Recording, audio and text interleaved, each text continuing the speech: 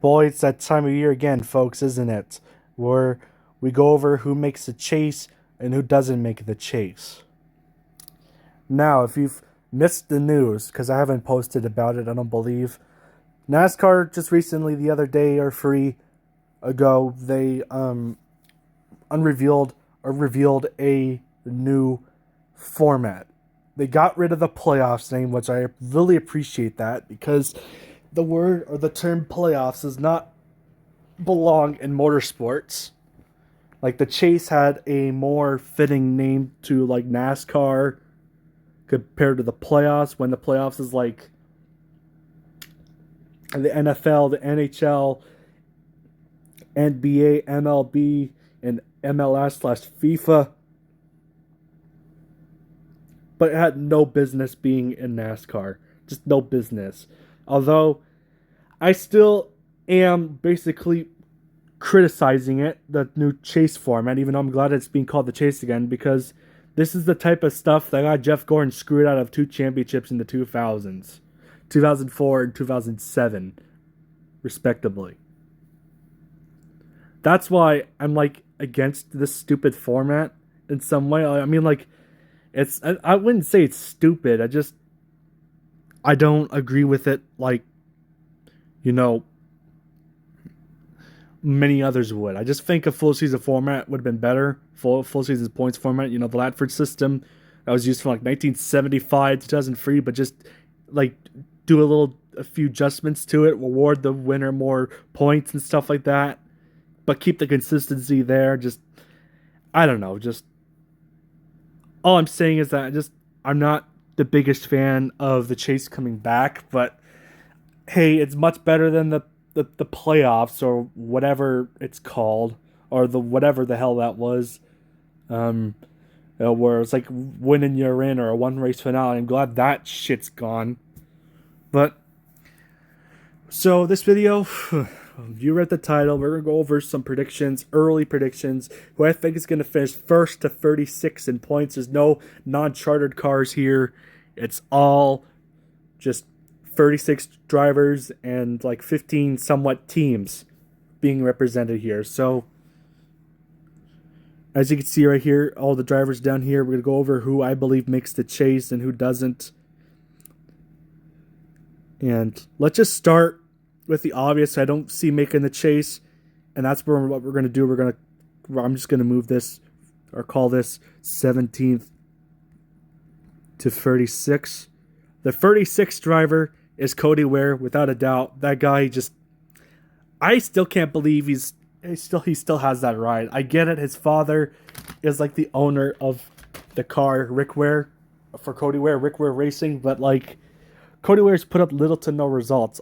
His only 2 top 10s and 1 top 5 were on a super speedway. He didn't get a single top 10 finish last season as well. I just want you to remember that, because Cody Ware is just not fit for that ride, in my personal opinion. Got nothing against like his autism, because I know he's autistic. I'm autistic too, but I'm referring to mainly what happened a couple of years ago. I just don't think he's mentally there for a full-time ride, and I think that should have been Corey LaJoie's ride, but I digress. But who I do see making the chase, and this does not reflect it, by the way, all necessarily who I think is going to finish, be here in the yellow, because I'm going to move them up later on. I could so totally see Kyle Larson being in the chase, because that man's just unstoppable at this point. He has 2 championship rings to his name, or to his credit, under his belt. I could see Denny Hamlin making it, Ryan Blaney, Chase Briscoe. Who else? Oh yeah, Chase Elliott. Even though he sustained a leg injury, I could totally see Brad Keselowski making it, because he had a strong ending to his what was rather a disappointing 2025 season. I can see Tyler Reddick making it. See William Byron making it. And I can see Christopher Bell making it. No probs. No problems. So that's 9 drivers. Let's go over who I think will now not make the chase. Um, as we go through, I don't see Riley Herbst making the chase at all either. Consistency isn't there. He's the only other full-time driver, I believe, to not score a top 10 finish, unless I'm forgetting somebody. Could be Noah Gragson, but I think somewhere Noah Gragson got a top 10. I don't know, but I don't see Riley Herbst making the chase. This, just like as I said, the speed isn't there. Plus, he's really only in the Cup Series full time due to the same circumstances that Cody Ware is in. He has like his dad owns like terrible Herbst or whatever, and yeah, he's just another nepo baby driver. But unlike Cody Ware, Riley Herbst actually has NASCAR wins to his name. So at least in some way, some sincere way, Riley Herbst has actually done something to earn his way to be in a Cup Series, right? Unlike Cody Ware, but I digress. I don't see Cole Custer making it either, even though they switched from Ford to Chevrolet. Just basically Haas factory team, or what they're really known as the remnants or the remains of Stewart-Haas Racing. They're really, sincerely or essentially, the Haas CNC Racing from like 2002 to 2000 and like what 8. Remember that team from like the 2000s. Remember that number 0 Pontiac driven by Jack Sprague in like 2003, where it had like no top tens and he was DQing races. Like if there was no charter system, I can see that being the case again. I really think they should have named it back to the Haas CNC Racing, because that just fits them better. But I digress. I don't see who else.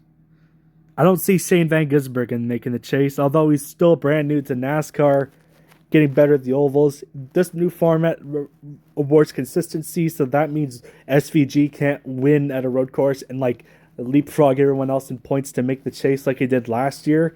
So he's really gonna. So this year, although he's gonna win road course races without a doubt, he's gonna win at least half of them, at best. It rewards consistency, and SVG's consistency isn't there yet. He still has to work really hard at the ovals, and I don't see him getting there yet. Who else do I not see making the chase? Ty Dillon. I hate to say that for Ty Dillon, because I actually do like Ty Dillon a lot. I'd say he's up there as one of my favorite current Cup drivers, just because I think Ty Dillon's a really chill guy, and it was fun to root for in the in-season tournament last year. But like, he probably should have won the damn thing. But you know what? Since nothing nice could have happened in 2025 last year, all went to shit. I mean, just look how it felt being a Toronto Blue Jays fan. Then you'll know my pain and my suffering from last year. Pretty much them losing the World Series it's basically, that's a 2025 in a nutshell right there, folks. just all in around, just a terrible year. But Ty Dillon, just unlike Austin Dillon, who could have a fighting chance, Ty Dillon, even though he did well for his standards last year, actually had some few top 20 finishes. He even got a top 10, his first top 10 in like 3 years, and got some actual top 15s on pure speed. Colleague isn't there in performance, and now that they've went to Dodge for the Truck Series, all support from Chevrolet must be gone, or RCR. So I don't expect Ty Dillon to make the chase, but if he could continue keeping his cars clean, making the owners of Colleague happy, I could totally see him being there for another season or two, or even going down to the truck program, perhaps. I don't know. Now let's go back to who I think could make the chase. That being Chris Buescher, finally for the first time in like 3 years. Chris Buescher, after being cucked by the format, or dicked by the format twice in 2 years, 2024 and twice in 2025, I could see him making the chase because he's been hella consistent. I could see Ross Chastain also making it without a doubt. But you know who I don't see making the chase? Noah Gragson. I'm sorry. I like Noah Gragson a lot. I want to root for him. And I just think he's a funny guy in the Cup Series. Like, he's driving basically the remnants of the Stewart-Haas Racing number 4 car. But that car, I mean, to his defense, from our Motorsports fell off a cliff last year, and none of their drivers finished better than 27th in points. So this is like a prove it or lose it year for Noah Gragson, hoping him the best, but I don't see him making the chase. As long as he can like keep his cars clean, get a few top tens every now and then, I think he should be fine. Like how he did in 2024 with Stewart Haas Racing, ironically. I don't see Kyle Busch making the chase because basically all of Kyle Busch's speed that he once had is gone. These last couple seasons were like the worst of Kyle Busch's career. Like, especially the last year, 2025, it was the first time ever he finished outside the top 20 in points. And as a Kyle Busch hater, that feels wonderful. That feels nice because I don't really care for Kyle Busch. I mean, off the racing surface, I have a totally different opinion about him. I think he's a cool guy off the racing surface, but just like with Joey Logano. But on the racing surface, he races like a douche, and I'm just glad, he's struggling on the racetrack. But yeah, even with it going back to the chase, not the playoffs, Kyle Busch still has to be consistent to get in, and he's not been consistent these last couple of seasons, 2.5 years, to be exact, if you know what I mean. I don't see either John Hunter Nemechek, Zane Smith, Eric Jones, or Todd Gilliland making the chase simply because, Todd Gilliland, this is his 5th Cup Series season, believe it or not. Yeah, it's hard to believe 2022 was 4 fucking years ago. Are you serious, dude? Has it been that long? Jeez, I feel old. Where's the time gone? But anyways, Todd Gilliland is now in his 4th or 5th season coming up. This should be, in my opinion, his best career season. I'm hoping he can pull off a win somewhere, more than likely at the super speedways. I want to see this guy win because I actually do like him personally. He's really nice. He's liked my comments before in the past when I used to use Twitter. He used to be really cool. Or he was not used to be cool, but he is really cool. He used to do that because, when I was on that website. But Todd Gilliland, this was like 3 years ago, by the way. I haven't used Twitter since then. But Todd Gilliland, hoping him the best, but I just don't see him making the chase, especially in that equipment. Same with Eric Jones. Excuse me. I just had dinner not too long ago. Eric Jones, it's Legacy Motor Club, still new to Toyota. Last year was much better than the season prior, I'll give them that. But Eric Jones still needs a lot of work to be consistent, to even make or sniff the chase. That would be the same for Zane Smith. He got 3rd place at Bristol last fall, but outside of that, I really haven't seen him do a lot, honestly. I hope he can do well. Like, this is now a 2nd full-time season in the car. So, basically, with these 4 guys, all they need to do is remain consistent, at least get a few top 10s. Even though they're more than likely not going to make the chase, at least get a few top 10s and at least make their owners or their sponsors proud. That would be the same for John Hunter Nemechek. This is now his 3rd season in the number 42 car after replacing, Noah Gragson in 2023. After 2023, and then Ty Dillon getting replaced after 2022, and they used to be called Petty GMS.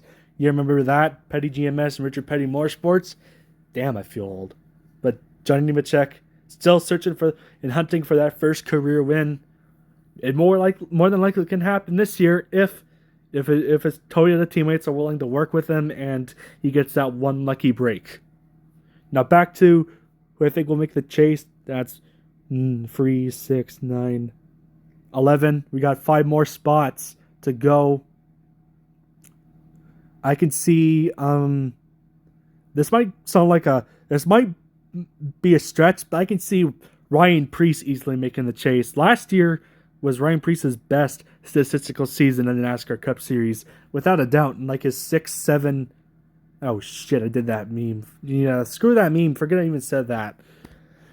What I was trying to say is, or just fuck that meme, but what I was trying to say is that it was 6 to 7 years. Like, because he's been racing since 2019. He had that one awkward off season where he didn't have a full-time ride for 2022, but he came back 2023 and he finished like 18th in points. That's not bad. Like, he can very well because Ryan Preece is a consistent driver. This past year, he did he did very well considering how others viewed him in the past, and I think he's finally showing like his true potential, man. And I think he can get in on points now as it earns consistency and just overall dominance rather than pure luck. So I can see Ryan Preece making it in there. I can also see Alex Bowman making it in because Alex Bowman. This was a really tough one because Alex Bowman has been winless the last out of the last four out of the last 3 seasons. 2 of them have been winless. Now, granted, he was injured in one of those seasons, including in the season prior, but like his teammates are winning multiple races per year, and Alex Bowman's just sitting there as like the fourth duckling, if you know what I mean. Could Alex this is another make it or break it year for Alex Bowman? I really want him to succeed, but I don't know if he can win a race. I think he's fully capable of winning a race, but I think his more priorities is getting at least back in the chase. So I could see him at least doing that. Maybe at the lower seeds or the lower tiers, if you know what I mean. I could see him making it there. And I got Josh Berry making it in again. Now I know Josh Berry struggled immensely in 2025 late in the season. Like he had 3 straight finishes of last place in the first round of the chase. But remember, he won Las Vegas in convincing fashion, and he had several good races go his way, but had bad luck. This guy is consistent with his team. When they get the ball rolling, you're more than likely to gonna see him contend for the win, contend for top 5s, contend for top 10s. I could see him making it in there. Just think he needs to work on the consistency part, and he'll surely 110% be in the chase. So that's now 3, 6, 9, 12, 14. Wow, only 2 more. But now let's go back to who I don't see making the chase. I don't see Austin Dillon making it. Sorry, Ricky Stenhouse Jr., my boy, but I don't see him making it either. Austin Cindric, AJ Allmendinger, Michael McDowell, Connor Zillage, and Daniel Suarez. Now, to give you a quick summary of the 7 drivers, Daniel Suarez is with a brand new team, which is kind of a downgrade from Trackhouse Racing, even though they're getting better on the upspring Spire Motorsports. I just don't see him making the chase. Although I think his goal is to at least be consistent with getting top 10s, top 5s, but even sneak out a win. I think that's what his team wants from him, as they only signed him for a 1-year contract. Rumors say that Ricky Stenhouse Jr. could go there very, very soon to that number if things work out for him. Which I think the only way that'll ever happen is if Hayek Motorsports ever shuts down. Who knows? Connor Zillage, he's a rookie. He's gonna struggle at the ovals. I think he's gonna be even slower than Shane Van Gisbergen last year. He'll be contending at the road courses for sure, but that won't be enough to get him in the chase. Michael McDowell. This is an interesting one. Michael McDowell, a few years ago in 2023, was in contention and even be in a chase spot. These last couple of seasons, however, I don't think he's come anywhere close to that consistency. I just don't see him making it there. Just like as I mentioned with Ty Dillon, AJ Allmendinger is basically in a non-Chevrolet supported colleague racing, a non-Chevrolet / RCR supported colleague racing team. I just see him falling behind the 8 ball. And believe it or not, AJ Allmendinger is going to be 45 in December. I'm not making that up. He's been racing in the Cup Series since 2007. It's almost 20 years since he first made his first start. So I don't know how long both he and Michael McDowell will be around for more, because they're now both in their 40s. McDowell is 41 and Allmendinger is 44 respectively. I just think they might be past their prime. Austin Cindric is a do-or-die year for the number 2 team, because Cindric's father, Tim Cindric, is no longer president of Team Penske. So this very well could be the final year of Austin Cindric in the number 2 ride. If he doesn't perform, Ricky Stenhouse Jr. just basically Hayek Motorsports isn't top tier equipment, and with losing I should like put him as a dark horse contender for that 16th spot, but like based on how he started 2025, he was in the chase. People seem to forget that he was on there on pure speed. Then in the summer, I guess because of Carson Hocevar wrecking him for no reason at Nashville, just his season fell apart, and he only scored like one more top 10 the entire season, and only had a handful of top 20s or barely any top 15s. So I just don't see Hayek having the equipment to get him there. And Austin Dillon, outside of Richmond, these last few seasons has just been horrible for poor Dillon. But I don't know. Anything's possible. Dillon could have a surprise run or a resurgence, but that's highly unlikely, unfortunately. I like Dillon and Stenhouse. They're also up there as one of my favorite drivers, AD and RSJ. And Daniel Suarez is up there too, but I just don't see them making the chase. Which brings us down to our last 4 drivers. Joey Logano, Darrell Wallace Jr., Ty Gibbs, and Carson Hocevar. Who do I have the final 2 spots being? This is actually pretty challenging. Okay.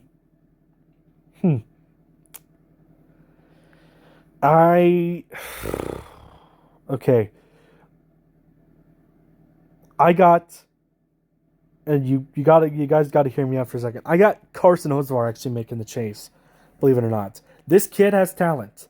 He has the speed. If he can keep it consistent, stay out of people's way, not like make any enemies on the racetrack, he should be fine and easily make it in the top 16. He has that much potential.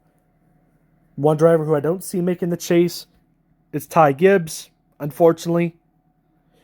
Even though, like, I could see Ty Gibbs winning a race, sure, but this last season has been awful for Ty Gibbs. They had to pull Chris Gabehart out of the competition director role to make him as Ty Gibbs' crew chief. But anyways, it comes down to Logano and Wallace. Now this one's really tough. Logano last year posted the worst average finish of top 5s and top 10s since his early Joe Gibbs Racing days, and Wallace had moments of consistency last year by winning the Brickyard 400, but then had other times in the season where he was god awful, running like 15th every weekend. I totally think that if he didn't win Indy, he probably would have missed the chase again. So for that reason, I got Logano. Begrudgingly, I got Logano making the chase again, but barely, just barely over Wallace. Either way, if I had to choose Wallace, it would have been begrudgingly because I don't like Wallace either. But I can see him being in the 17th spot. As what the hell is going on here? What the hell? I don't know what's going on. So I could totally see the top 2 spots are 17th and 18th being Wallace and Gibbs. Now who would be 19th? That is the real question. Looking for the options.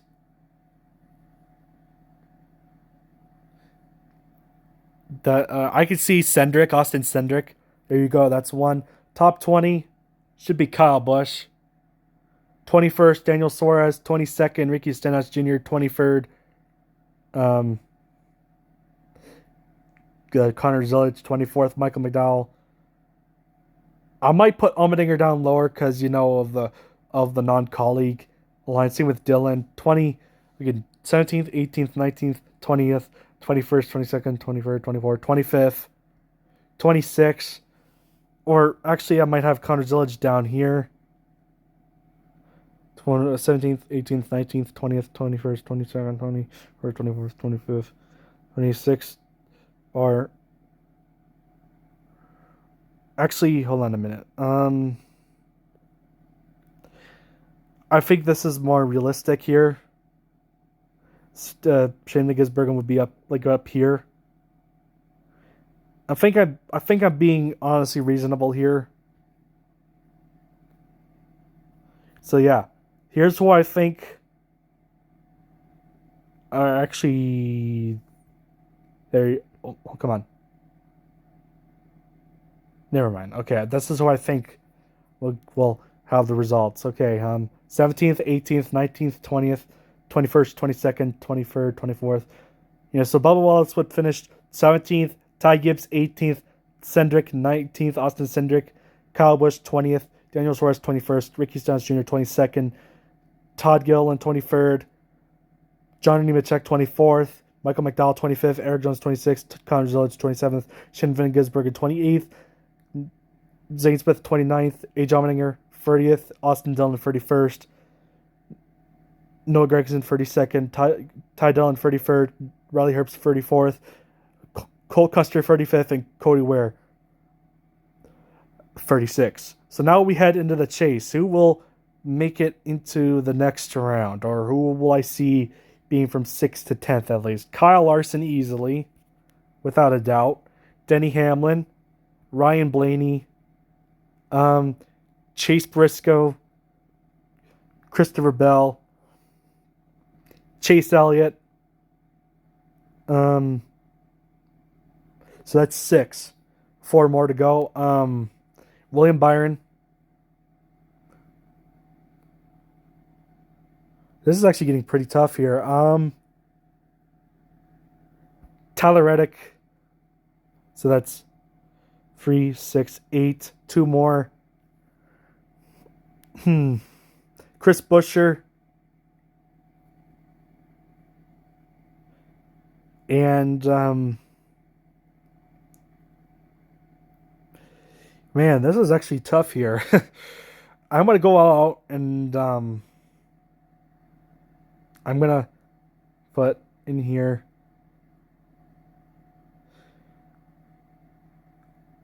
It's either between Keselowski and Chastain.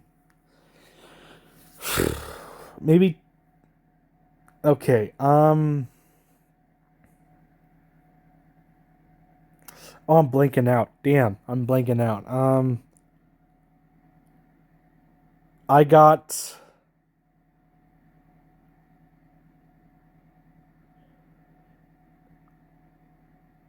My mind's telling me Brad Keselowski, but my gut's telling me Ross Chastain. I think Chastain will have a comeback season, but I see Keselowski finishing 11th in points, Bowman 12th, Logano 13th, Priest 14th, Barry 15th, and Carson Osvar 16th. I didn't choose Logano because these last couple of years, his average finish went down. He's not been consistent, only been given luck by the chase format. I don't see him carrying that same weight in there. Keselowski had, although he came on late, he has to be consistent all year long to make it to the next round. I don't just see that happening. Same with Bowman. Ryan Preece making the chase would be an accomplishment. Same with Carson Osvar and Josh Berry. I just don't see the Wood Brothers 21 keeping up with Blaney.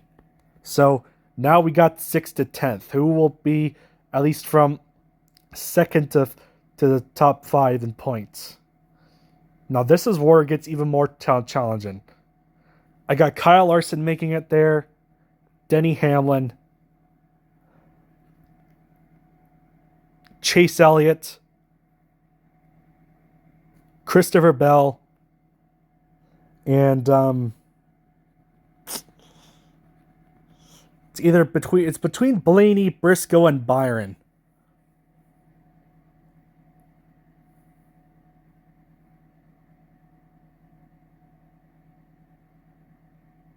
I guess I'll go with Blaney. That might be a very hot take because Byron and Briscoe came on strong in the last part of the season, but Byron has been more consistent than Blaney. But do I change Blaney out? I just think Blaney's more fit for this format than that stupid other chase format that he went under. I don't know. But I know 10th would be Chastain. 9th would be Chris Buescher. 8th would be Tyler Reddick. It's just up between these 3. I don't think Chase Briscoe will make it very far like he did last year, unfortunately. So it's really essentially between Byron and Blaney. Um, just in general, Ford's just been showing a lack of speed in the last year. I don't know. That's a very interesting. I don't know. I think I'll put Byron maybe here. Okay, that seems more realistic, honestly. And then the champion. Who do I see being the champion? Denny Hamlin. I just think he'll have a bounce back season from the devastating loss of the 2025 championship, and I'll think Denny Hamlin will finally get that Cup Series title. 20 years too since he was full time the Cup Series, and I think he'll win it for his dad Dennis Hamlin, who sadly passed away last year in late December from a house fire. Rest in peace to Denny Hamlin's father, and I hope Hamlin can do it. That's who I'm predicting to win the champion. Larson will be second. I think Elliott will be third because Elliott's been really good at not getting finishes outside the top 20 consistently. So that's why I got him up in the top three. Bell fourth, and then Byron fifth. So that's who I feel comfortable with. Who I think will make the chase and who will win the title. I just see that momentum or that the heartbreaking loss from Denny Hamlin motivate him to get back out there on the track and just kick ass and take names. So, yeah, that's how I see Denny Hamlin winning the title. It's going to be very close competition because Kyle Larson, Elliott, Bell, and Byron are all hella consistent as well. But I think Hamlin will finally get it done after 20 years of trying. So, do you agree with my predictions? Let me know down below in the comments. Please be civil because I don't want to be deleting comments, if you know what I mean, that are like a negative or like I don't want people just to take this seriously, okay? It's just my predictions. There's no need to get all personal and stuff like that. Okay? All right. So that's what my predictions are. Hope you enjoyed watching, y'all. And I'll see you guys and gals next time in the next video. Sorry it's been a while since I last posted a video on the channel. It's been a painful week if you haven't seen painful last few days. If you haven't seen my community posts, of what's been going on in my family. So I apologize for not, uploading as recent, or it's been like almost 2 weeks since I last uploaded, but I hope you understand that. But anyways, that's all I got to say here, folks. Thanks so much for watching. I'll see you next time, y'all. All right? Peace out.